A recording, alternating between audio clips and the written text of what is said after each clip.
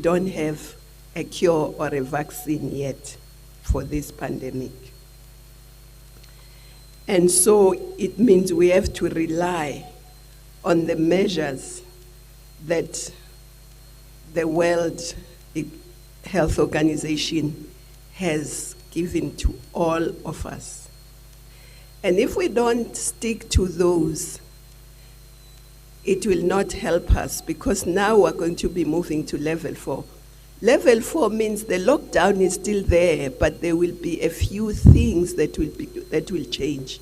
We should not think that when we move for level 4, it means the lockdown is gone. No. The lockdown is still there. There'll just be a few changes, but what is important is that there will be more people and more companies opening up and more people going to work. That's basically the major change. The rest, more or less, remains the same.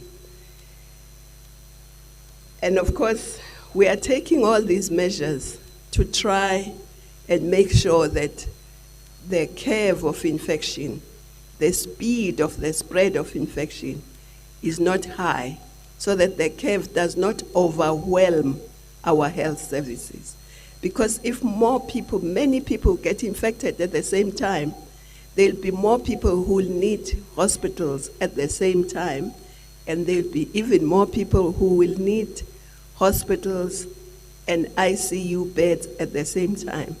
And if that happens, our health service will be overwhelmed and our people will not be able to get the necessary treatment that they do need.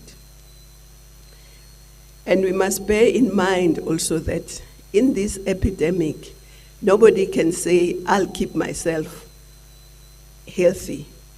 Our health is very interlinked. What I do may affect your own health.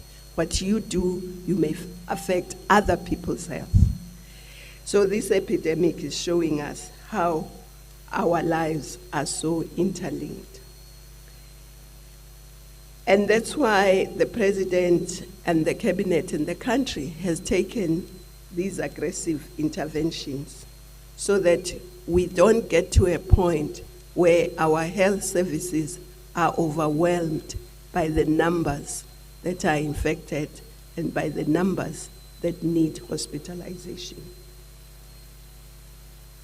And of course, the virus has also exposed our deep, deep fault lines in South Africa. They've exposed the issues of hunger. It has exposed poverty, unemployment, inequality. It has also exposed our special planning that we inherited from apartheid, and we haven't really changed in a critical way. So all these things contribute to how we must behave and how we must deal with this pandemic.